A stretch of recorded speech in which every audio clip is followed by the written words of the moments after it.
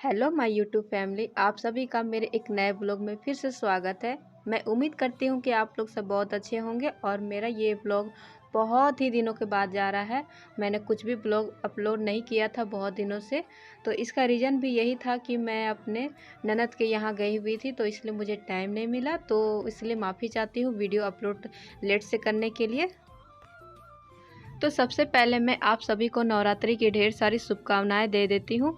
माँ दुर्गा आप सभी के जीवन में बहुत सारा खुशियाँ लाएं और आपकी जो भी मनोकामना है वो पूरी हो, और साथ में मेरी भी।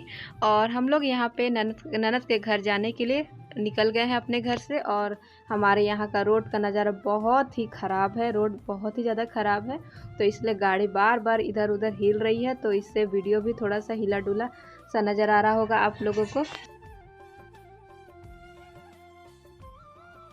हम लोग ट्रेन से जाने वाले हैं, तो यहाँ पे हम लोग हटिया स्टेशन आ गए हैं और हमारे साथ में हमारी बड़ी ननद और भांजी ये भी साथ में जा रहे हैं।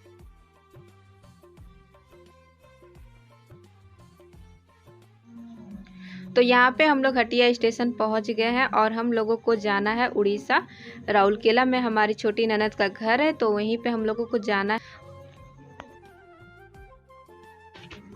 तो बस हमारी ट्रेन तो यहीं पे लगी हुई है, बस हम लोगों को यहाँ पे अपना बोगी और सीट को चेक करना है और उसके बाद में बैठ जाना है। तो यहाँ पे मेरे छोटे वाले बेटे का ये पहला ट्रेन का सफ़र है, तो उसको अभी तो बहुत अच्छा लग रहा है, एंजॉय कर रहा है वो। और हम लोग पूरे 4 साल के बाद जा रहे हैं अपने ननद के यहाँ, तो बहुत ज़्यादा एक्साइटमेंट है। तो यहाँ पे देख सकते हैं दोनों बच्चों को, ये लोग बहुत मस्ती कर रहे थे, फिर बाद में जब मैंने कैमरा इनके तरफ किया तो ये लोग शांत हो गए। और यहाँ पे ट्रेन चलना स्टार्ट हो गई है। ट्रेन में सफ़र करना बहुत ही अच्छा लगता है और हम लोग बहुत दिनों के बाद सफ़र कर रहे थे, तो अच्छा भी लग रहा था। और खिड़की के किनारे बैठ के जंगल झाड़ को देखते जाना, बहुत सारी नदियाँ मिलती है, तो उन सभी चीज़ों को देखते हुए जाना बहुत ही अच्छा लगता है। और सफ़र कब ख़त्म हो जाता है पता ही नहीं चलता है, और सभी कोई मिल के बातें उतें करते जाते हैं, तो सफ़र कब ख़त्म होता है पता ही नहीं चलता। और यहाँ पे कुछ कुछ चीज़ें आती है, तो बच्चे लोग ख़रीदना चाहते हैं तो ख़रीद के खा भी लेते हैं। हम लोगों को पहुंचने में रात हो गई थी, तो उसके बाद ये सुबह का क्लिप है। तो यहाँ पे नहा धो के यहाँ पे मैं खीर बना रही हूँ। आज मेरी जो भांजी है उसका अन्नप्राशन है, मतलब कि हम लोग इसको अपने भाषा में, हमारे झारखंड की भाषा में मुजुठी बोलते हैं। तो आज हमारी जो भांजी है उसका मुजुठी है, तो उसी की ही तैयारी यहाँ पे हो रही है। मैं यहाँ पे खीर बना रही हूँ और उसके बाद इधर हमारी ननद, जो बड़ी ननद है, वो यहाँ पे जो अल्पना होता है वो बना रही है, चावल को पीस कर। इसको हमारे झारखंड की भाषा में चौक पूरना बोलते हैं। तो यहाँ पे कुछ भी शुभ लाभ का काम होता है हमारे झारखंड में, तो इस तरह से अल्पना बनाया जाता है चावल का। चावल को पीस कर उसका घोल से बनाया जाता है। तो यहाँ पे बनकर रेडी हो गया है, और जितना भी चीज़ें चाहिए अन्नप्राशन के लिए उन सभी चीज़ों की व्यवस्था यहाँ पर हो गई है। और उसके बाद में यहाँ पे बिटिया को बिठा दिया जाएगा, और उसके बाद में उसका मुजिठी का जो कार्यक्रम है वो शुरुआत मैं ही कर रही हूँ। अभी नवरात्रि का समय चल रहा है और इस टाइम पे हमारी भांजी का अन्नप्राशन का कार्यक्रम रखा गया है, तो ये बहुत ही शुभ है। और हमारे यहाँ का रिवाज है कि पहला जो निवाला होता है बच्चे का, वो मामा के घर से ही खिलाया जाता है। मामा के घर का कोई भी इंसान पहले आके खिला सकता है, चाहे नाना हो, नानी हो, चाहे मामा मामी, कोई भी खिला सकता है। तो यहाँ पे मैं अपनी भांजी को सबसे पहला निवाला खिलाने वाली हूँ। तो यहाँ पे मैंने सबसे पहले खीर अपने हाथों से ही बनाया है। और ऐसा भी रिवाज है कि खीर जो होता है वो मामा घर से ही कोई बना के खिलाए तो वो अच्छा होता है। और इस समय बच्चे को खीर खिलाने से पहले बच्चे के सामने धान, सोना, चांदी, पैसे, इन सभी चीज़ों को रखा जाता है, और कॉपी किताब भी रहता है। इन सभी चीज़ों को बच्चे के सामने रखा जाता है, उसको छूने के लिए दिया जाता है कि बच्चा पहले किस चीज़ को पकड़ेगा। तो इन सभी चीज़ों को कर लेने के बाद में बारी आती है खीर खिलाने की। और इन सभी चीज़ों के पीछे मान्यता ये है कि बच्चा जो भी चीज़ें पहले छूता है, समझो उस चीज़ में वो बच्चा आगे रहता है। तो अगर किताब कॉपी को छूता है तो वो पढ़ने में तेज़ रहता है, पैसा छूता है तो उसके हाथ में पैसे की कमी कभी नहीं होती, और धान छूता है तो हमेशा समृद्धि भरी हुई रहती है। तो यहाँ पे हमारी बिटिया रानी जो है वो पहले पैसे को छुई थी, और यहाँ पे सभी कोई बोले कि पहले मामी ही खाना खिलाएगी। तो यहाँ पे मैं सबसे पहले यहाँ पे खीर खिला दी हूँ और उसके बाद में खीर खिलाने के बाद में इसका जो मुंह होता है उसको दूध से पोंछा जाता है। तो यहाँ पे खिलाने के बाद में यहाँ पे मुंह को दूध से पोंछ दे रहे हैं और प्रणाम भी कर रहे हैं, क्योंकि ये मेरे लिए देवी के समान है, तो इसलिए मैं इनको प्रणाम भी कर ली। और एक तरह से नवरात्रि का समय चल रहा है तो एक तरह से मेरे लिए कन्या पूजन की तरह हो गया। तो मुझे तो बहुत अच्छा लगा, तो मैं खीर खिला ली। उसके बाद में यहाँ पे मेरे हस्बैंड जी खिला रहे हैं, तो यहाँ पे चंदन का टीका वगैरह जो होता है लगाने का लगा ले रहे हैं और उसके बाद में खीर खिला देंगे वो भी। जो मुजिठी का कार्यक्रम था वो कार्यक्रम हम लोग ख़त्म करके शाम के टाइम में घूमने के लिए निकल गए।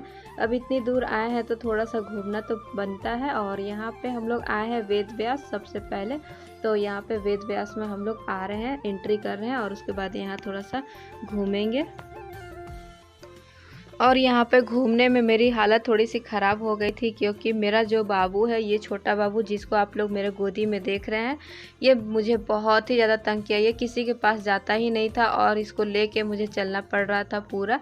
और यहाँ तक कि ये अपने पापा के पास भी नहीं जा रहा था, पता नहीं क्यों ये किसी के पास सिक्योर फील कर ही नहीं रहा था। बस इसको अपनी माँ चाहिए था और माँ के पास ही रहता था और बहुत ही तंग किया हमको। और मुझे ऐसा लग रहा था कि मुझे आना ही नहीं चाहिए था, ये तो मुझे बहुत ही तंग कर रहा था। तो हम लोग यहाँ पे वेद व्यास में आ गए हैं और यहाँ पर ये जो नदी दिख रही है वो ब्राह्मी नदी है। ये नदी बहुत ही बड़ा है और बहुत ही अच्छा लग रहा था देखने में। और इसकी धारा जो थी वो बहुत ही ज़्यादा तेज़ थी, बहुत ही ज़्यादा पानी बह रहा था, देखने में बहुत अच्छा लग रहा था। और सामने जाने में डर भी लग रहा था, क्योंकि जो पानी की धारा थी वो बहुत ज़्यादा तेज़ थी। और इस नदी के किनारे मृत लोगों का अंतिम संस्कार भी किया जाता है। और यहाँ पे जैसे ही आप घुसते हैं उसमें जो जीवन का चक्र होता है उसका पूरा फोटो सहित दिया हुआ है। और यहाँ पे लिखा हुआ भी है, मंजिल तो तेरी यहीं तक थी, बस यहाँ तक आते आते देर कर दी। और पता नहीं इस नदी के किनारे आके मन को बहुत ही ज़्यादा शांति मिली और बहुत अच्छा लगा, मन को छू लिया। ये सरस्वती कुंड है, यहाँ का पानी कभी भी नहीं सूखता है।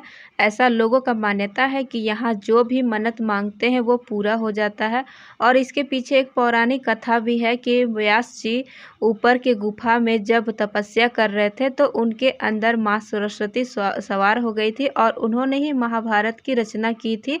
तो इस कुंड का नाम सरस्वती कुंड रखा गया है। और इसके अंदर सिक्का डालने से जो भी आपकी मन की इच्छा होती है वो मनोकामना पूरी होती है। तो इसलिए मैंने भी सोचा कि थोड़ा सा ट्राई कर लेते हैं। और यहाँ पे मैं सिक्का निकाल के डाल रही थी, प्रणाम करके जो भी था इच्छा वो उसको मांग कर प्रणाम करके यहाँ पे डाल रही थी। और यहाँ पे चंदन जो भांजे है एक, उन्होंने उनके पास सिक्का नहीं था तो उन्होंने 20 का नोट ही डाल दिया पानी पे। तो सभी कोई को एक बार देख के बहुत हंसी लगी।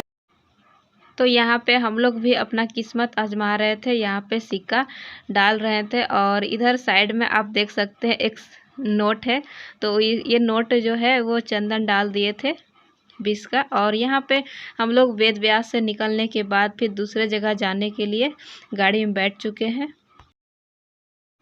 तो अब जो मंदिर हम लोग जा रहे हैं उसका नाम त्रिशक्ति है।